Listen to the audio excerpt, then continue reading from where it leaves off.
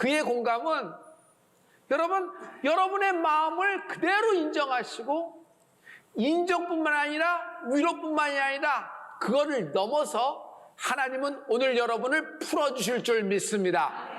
하나님이 여러분을 어떻게 풀어줄까요? 말씀으로 풀어줍니다. 오늘 하나님이 여러분에게 풀어주시는 말씀은 정확합니다. 아무것도 아닌 것 같이 된다.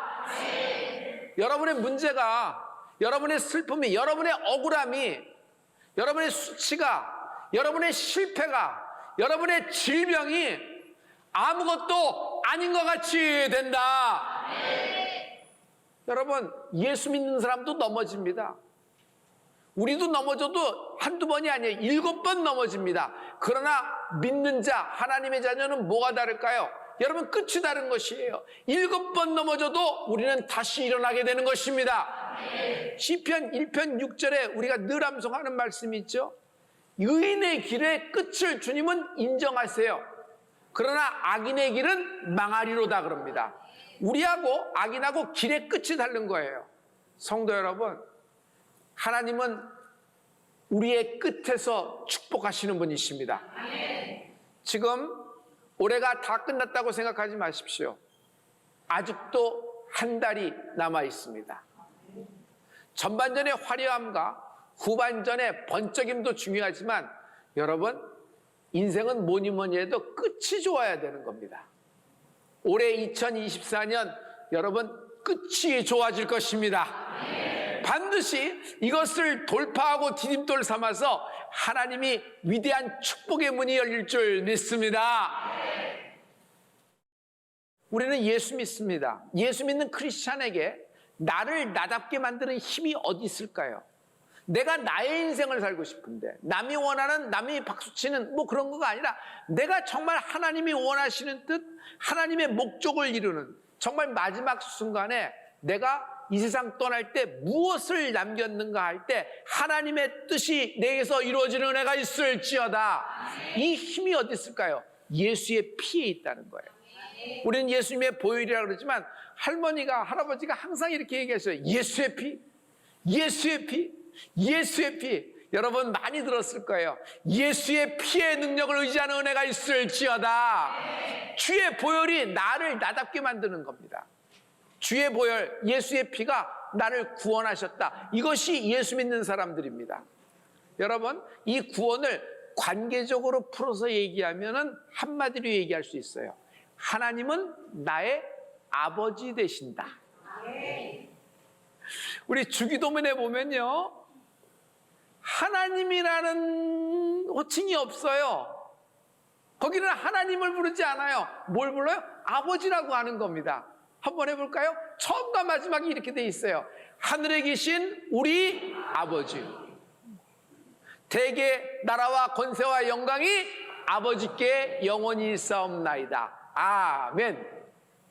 하나님이 나에게 아버지처럼 내가 이렇게 다정한, 그리고 너의 울타리, 너의 디딤돌, 너의 보호자야. 그래서 아버지처럼 너를 하면 내가 그렇게 하면 돼. 이래서 아버지처럼 말씀하신 것이 아니라 하나님이 아버지 되어주신 거예요. 그러면 하나님이 아버지면 나는 하나님의 자녀인 것입니다. 할렐루야. 여러분, 하나님의 자녀에게는 아무것도 아닌 것 같이 된다. 오늘 말씀에 여러분, 자녀는 자녀된 권세가 있어요. 자녀에게는 자녀된 권세가 있어요. 여러분, 요한복음 1장 12절의 말씀인데요, 우리 이 말씀을 여러분 잘 아는 말씀이에요. 우리 크게 다 같이 영접하는 자, 곧 그 이름을 믿는 자들에게는 하나님의 자녀가 되는 권세를 주셨으니. 자녀가 되는 권세에 NIV 성경에 보면 뭐냐면 right이라고 돼 있어요. 권리라고 돼 있어요. 권리. 대한민국 국민의 권리가 있죠. 그 권리를 얘기하는 거예요. 자녀에게는 자녀된 권리가 있다는 겁니다. 예를 들어서 상속자는 상속권이 있습니다. 그러면 상속자에겐 상속권에 개시되는 시점이 있거든요. 여러분, 그때 상속권을, 권리를 주장하는 거예요. 이렇듯 이런 권리라는 것은 굉장히 이렇게 중요한 것을 볼 수 있어요. 여러분, 여러분에게 자녀된 권리가 있다. 할렐루야. 할렐루야. 여러분, 한번 도와주실래요? 자녀이면 상속자입니다. 하나님의 상속자예요. 또 그리스도와 함께한 상속자예요. 우리 상속자를 히브리 말로 뭐라고 한다 그랬죠? 야라시라 그래요. 여러분 야라시라는 말로 해보실래요? 자녀이면 야라시. 하나님의 야라시. 그리스도와 함께한 야라시. 할렐루야. 하나님의 자녀에게는 상속자, 상속 권리가 있다. 하나님이 나를요 자녀 삼아 주셨으니까 우리는 뭐 이렇게 하나님이 너무 내가 불쌍하니까, 내가 치이니까, 어디서 밥도 못 먹을 것 같고 누구도 울타리도 없으니까 저러다가 큰일 날 것 같으니까 그냥 좀 걷어줬다, 좀 이렇게 하니까 너 나 아버지처럼 여기요, 이래서 자녀 삼아 주셨다라는 것이 아니에요. 하나님은 나를 어떻게 말씀하냐면 내가 오늘날 너를 낳았다 그러는 거예요. 하나님이 나를 낳아주셨다는 것이에요. 여러분, 이게 하나님의 자녀된 큰 축복입니다. 하나님이 나를 낳으셨다는 것이에요. 하나님 내 아버지 되십니다. 여러분, 지금 여러분이 울고 있는, 여러분이 슬퍼하고 있는, 여러분이 억울하게 있는, 여러분이 그냥 광화문 내거리에서 발가벗기 나는 수치, 그리고 질병 때문에 어쩔 수 없는 인생이 막 찢어지고 흩어지고 막 괴롭힘을 받고 어려우고, 그냥 막 질병이 있으면 질고가 있잖아요. 막 목 조이고 눌리는 같은 것이 있을 거예요. 그러나 하나님이 이 모든 것을 아무것도 아닌 것 같이 되게 하실 것입니다. 아버지가 나를 낳으셨기 때문이에요. 나는 하나님의 상속자, 그리스도와 함께한 상속자, 하나님이 나를 야르시로 불러주신 것입니다. 이 세상을 말씀으로 창조하신 창조주, 그분이 내 아버지 되시는 거예요. 그분이 나를 자녀 삼아 주셨어요. 그러니 우리가, 여러분, 예수 믿는 우리가 보화를 발견한 거예요. 숨겨진 보화, 숨겨진 비밀이 있어요. 하나님의 자녀에게는 상속자, 하나님의 상속자, 그리스도와 함께한 상속자, 하나님의 자녀에게는 자녀된 권리, 상속권이 있다. 이것을 주장하는 여러분 되기를 축원합니다. 여러분, 이 상속자라는 말씀에 대해서, 야라시에 대해서는요, 여러분 체험하는 거예요. 그렇다고 고개를 끄덕이고 동의하는 것, 그거는 그냥 뭐랄까 알고 있다라는 얘기죠. 중요한 건 국민의 권리가 있으면 국민의 권리가 계시가 되고 행사가 돼야 되잖아요. 마찬가지예요. 여러분에게도 이 권리가 있으니 오늘 권리를 주장하라. 권리를 주장하라. 자녀된 권리를 주장하는 은혜가 있을지어다. 권리를 주장할 때 가장 중요한 것이 있어요. 믿음이에요. 믿음. 우리는 막 태산 같은 큰 믿음이 있어야지 큰 역사를 이룬다고 생각하는데, 하나님의 말씀은 전혀 달라요. 하나님은 태산 같은 말씀 안 하시고 겨자씨를 얘기해요. 겨자씨도요, 한 바구니, 한 가마니, 한 양동이 말씀하신 것이 아니에요. 그냥 하나를 말씀하세요. 하나. 여러분, 마태복음 17장 20절의 말씀인데요, 이 말씀을 여러분 믿음을 가지세요. 오늘 여러분 아무것도 아닌 것처럼 되리라. 다 같이 이르시되 너희 믿음이 작은 까닭이나 진실로 너희에게 이르노니, 만일 너희에게 믿음이 겨자씨 하나만큼만 있어도 이 산을 명하여 여기서 저기로 옮겨지려 하면 옮겨질 것이요, 또 너희가 못할 것이 없으리라. 겨자씨 하나, 눈에 보일까 말까 한 그 겨자씨, 가장 작은 씨앗 중에 하나인 겨자씨가 있으면요, 이 산더러 여기서 저기로 옮기라 해도 옮겨질 것이라는 것이에요. 와, 산이 옮겨지네? 산이 옮겨지네. 할렐루야. 저는 이 말씀에 너무너무 감동을 받았어요. 일단 겨자씨라는데 너무 하나님의 은혜에 감사했고, 또 하나님은 산을 옮긴다고 말씀하셨어요. 그래서 산을 옮긴다, 산을 옮긴다, 산을 옮긴다 했더니 지난주 한 주 동안에 이 말씀을 묵상했을 때 하나님이 저에게 아주 깨닫는 말씀을 주셨는데, 저의 뒤통수를 팍 치는 말씀을 주셨어요. 별목, 산만 옮기니? 믿음이 있으면 산만 옮기니? 문제를 옮긴다. 너의 슬픔을 옮긴다. 너의 실패를 옮긴다. 여러분, 당신의 질병, 암을 옮긴다. 억울함을 옮긴다. 수치를 옮긴다. 신원의 역사가 있다는 것이에요. 내 안에 있을 때는 문제예요. 사건, 사고로, 그 이벤트로 나는 거기서 꺾이는 순간입니다. 풀 수가 없는 겁니다. 그런데 이 문제가 내 인생 바깥으로 나가게 돼 있어요.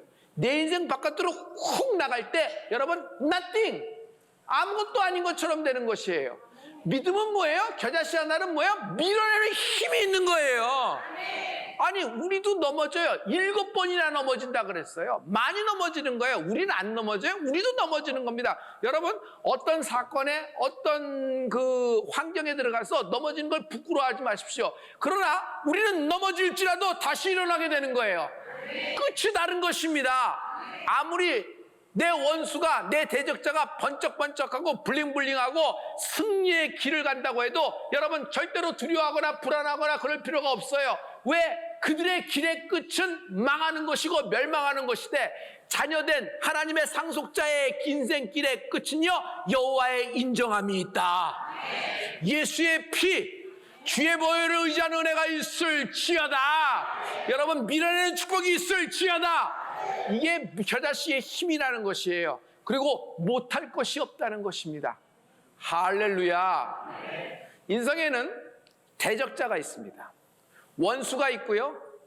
어떻게 그렇게 꼬여서 그냥 확 나만 그냥 이렇게 하는 건 그냥 너무너무 그냥 넘어가지 못할 그냥 아주 너무 힘든 존재가 있습니다. 그런데 하나님이 이 케이스를 어떻게 다루시는지를 보세요. 제가 오늘 본문에 로마서 8장의 말씀하고 또 구약의 말씀, 이사야서 41장의 말씀을 같이 비교 동일선상에 놨는데요. 이 말씀하고 이 말씀은 같은 맥락이고 하나님의 마음이 여러분에게 전달될 줄로 믿습니다. 자, 우리 이 말씀을 한번 로마서부터 먼저 확인하시죠. 우리 다 같이. 만일 하나님이 우리를 위하시면 누가 우리를 대적하리요? 대적자가 있다는 거예요. 우리를 대적할 자가 있어요. 근데 누가 우리를 대적하리요?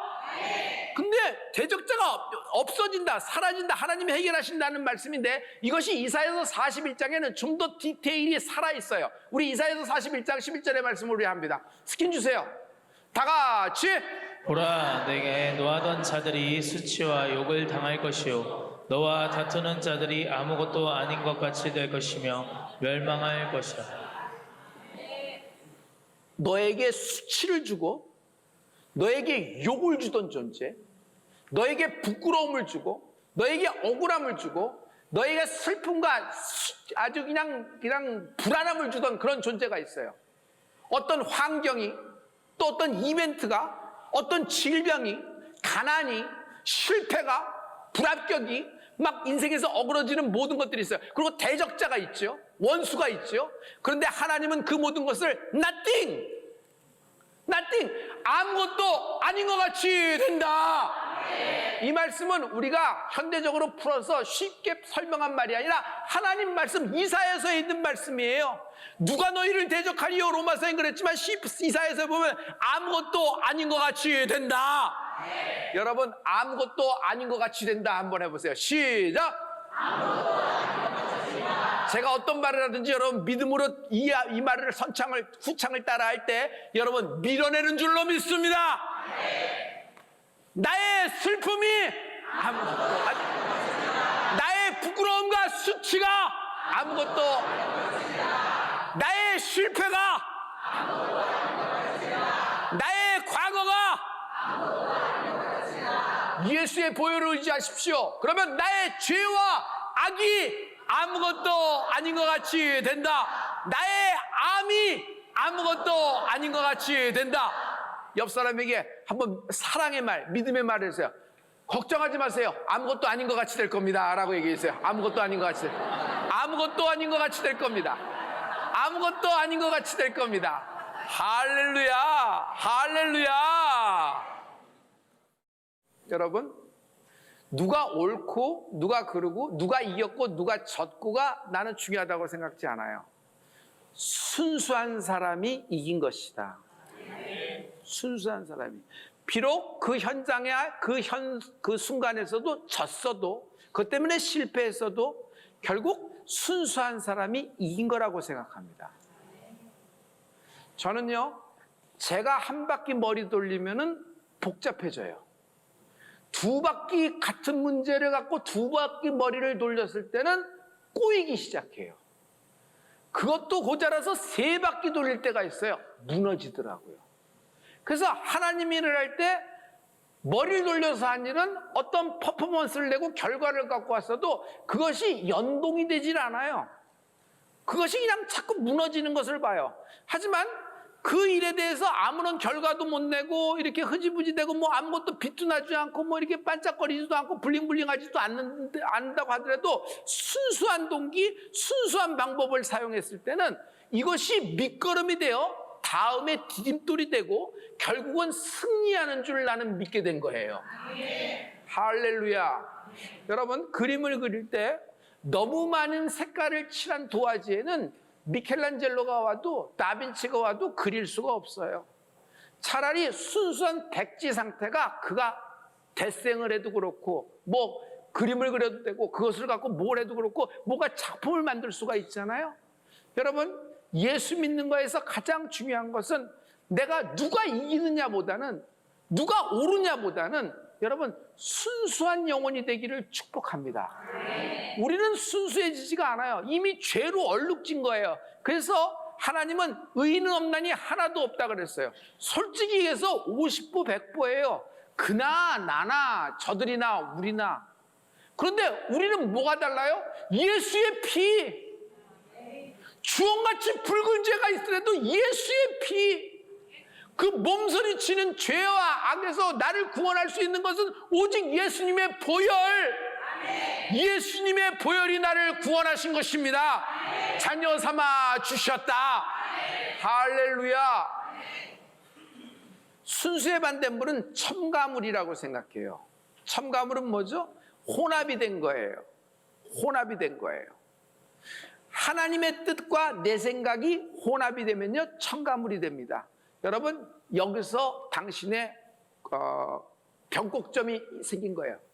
신앙의 변곡점이 생긴 거예요. 그래서 우리의 신앙, 우리의 기도는 뭐예요? 내 뜻을 자꾸 빼내는 거예요. 내 생각을 빼내는 거예요. 그래서 기도가 계속할수록 어떻게 돼요? 순수해져요. 자꾸 순수해져요. 그때 가장 힘있는 기도의 능력을 힘있게 되는 축복이 있을지어다. 신유는요 하나님 앞에서 병을 포기하는 거예요. 가만 보면 그 병을 누가 잡고 있어요? 환자가 잡고 있어요. 그 병은 진단서에도 그렇게 나와 있고 누구도 그렇게 얘기해요. 팩트예요. 사실이에요. 그러나 그 병을 붙잡으면 안 돼요. 하나님 앞에서 내 질병을 포기하는 축복이 있을지어다. 그 병을 계속 잡고 있는 한, 그 암을 계속 잡고 있는 한 그 병에서 노임은 없어요. 질병을 포기할 수 있어야 돼요. 질병을 포기한다는 것은 이런 말입니다. 하나님, 나는 하나님 앞에서 무력합니다. 나는 이 질병을, 이 암덩어리를 핸들링할 방법이 없습니다. 두 손 두 발 다 들었습니다. 나는 양업처럼 바닥에 진흙탕에 기어다니는 지렁이밖에 안 됩니다.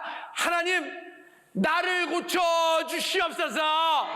주의 성령의 치유의 강선, 성령의 치유의 강성, 힐링 레이. 레이가 뭐예요? 엑스레이라 그러잖아요. 레이는 빛이 아니라 빛줄기예요.